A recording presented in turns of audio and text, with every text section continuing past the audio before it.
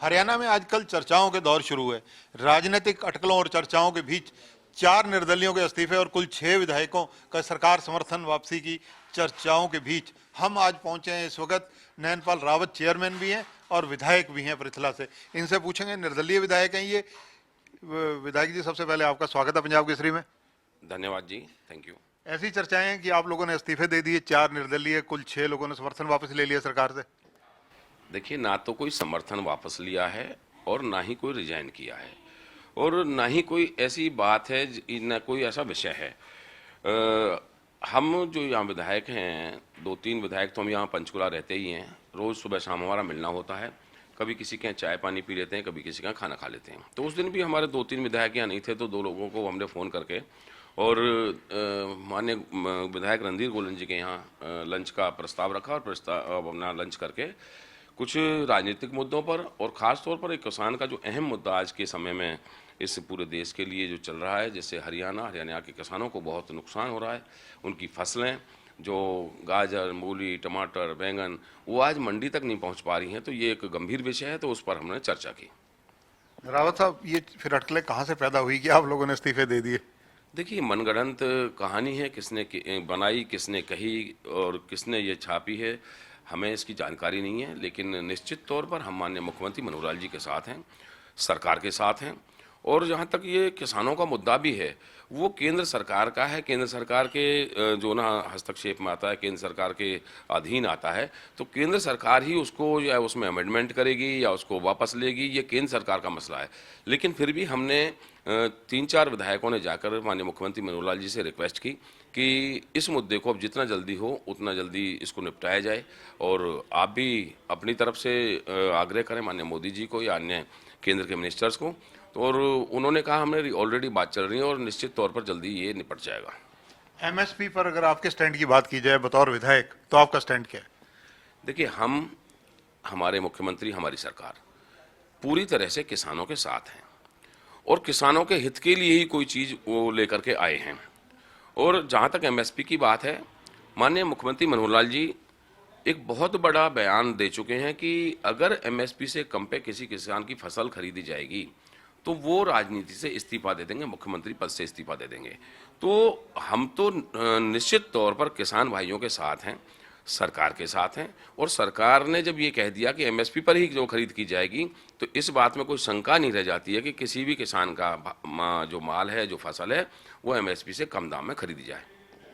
किसान ठंड में, जबरदस्त ठंड है, बैठे हुए हैं। कल एक धार्मिक गुरु ने खुद को गोली भी मार ली। ये सारे घटनाक्रम पर आपकी टिप्पणी क्या है? देखिए, किसान इस देश का अन्नदाता है और सभी देशवासियों की जो भावना है वो किसानों के साथ है। मैं तो केवल एक ही विनती किसान भाइयों से करूंगा, जैसे माननीय सुप्रीम कोर्ट ने अभी कमेटी बनाने का जो फैसला लिया है, जिसमें किसान भाई और सरकार के नुमाइंदे होंगे, खुद जज साहब भी उसमें जो शामिल होंगे, तो कोई ना कोई रास्ता जल्द निकल जाएगा। इसलिए जो वो अपने धरना, प्रदर्शन या आंदोलन कर रहे हैं उसको शांतिपूर्वक करते रहें। हम बिल्कुल ये नहीं कहते कि उनकी कोई मांग नाजायज़ है, वो अपनी जायज़ मांगों को बिल्कुल मनवाने के पक्षधर हैं, मनवानी चाहिए। लेकिन जो मामला है वो तरीके से सुलटेगा, सिस्टम से सुलटेगा, तो उसके लिए पूरी हमारी केंद्र की सरकार प्रतिबद्ध है और उसको सुलझाने में लगी हुई है। सबसे ज़्यादा प्रभावित हरियाणा है, क्योंकि हरियाणा और दिल्ली के 3 रास्ते ऐसे हैं जो दिल्ली के प्रवेश द्वार कहलाते हैं। निश्चित तौर पर हरियाणा के लोगों को, आमजन को अब इस आंदोलन से बहुत विशेष परेशानी का सामना करना पड़ रहा है। आने जाने में, मैंने जैसे अभी बताया कि किसान अपनी फसलों तक को नहीं ले जा सकते, लोगों को आने जाने में असुविधा जो ना महसूस हो रही है। तो क्योंकि दिल्ली के आसपास सारा हरियाणा बसा हुआ है, तो कई रास्ते दिल्ली को जो हरियाणा के जाते हैं, उससे निश्चित तौर पर हरियाणा को ज़्यादा नुकसान है। और ये जो मामला है, चाहे मैं तो कहता हूँ कि किसी भी भाई को इस राजनीतिक मतलब इस किसानों के मुद्दे पर राजनीति नहीं करनी चाहिए, चाहे वो उसमें कोई विपक्ष हो या कोई और हो, किसी भी सूरत में, क्योंकि अन्नदाता के साथ खिलवाड़ ना करें।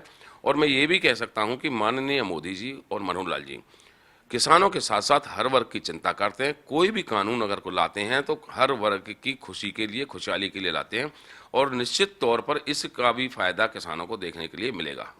निर्दलियों के इस्तीफे की खबरें, ये आपको क्या लगता है कि क्यों उभरी, क्यों मार्केट में आई?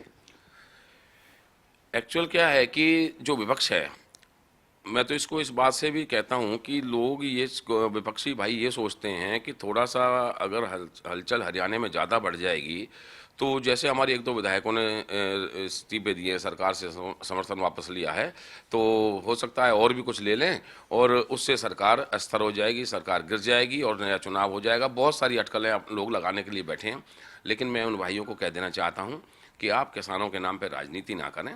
निश्चित तौर पर यह सरकार माननीय मुख्यमंत्री मनोहर लाल जी के नेतृत्व में जो मैंडेट हरियाणा के लोगों ने दिया है 5 साल चलेगी और पूरा 5 साल सरकार चलाएगी, लोगों की सेवा करेगी। कृषि कानूनों को लेकर मुख्यमंत्री जी से क्या दोबारा आपका मिलने का कोई प्रोग्राम है निर्दलीय विधायकों का?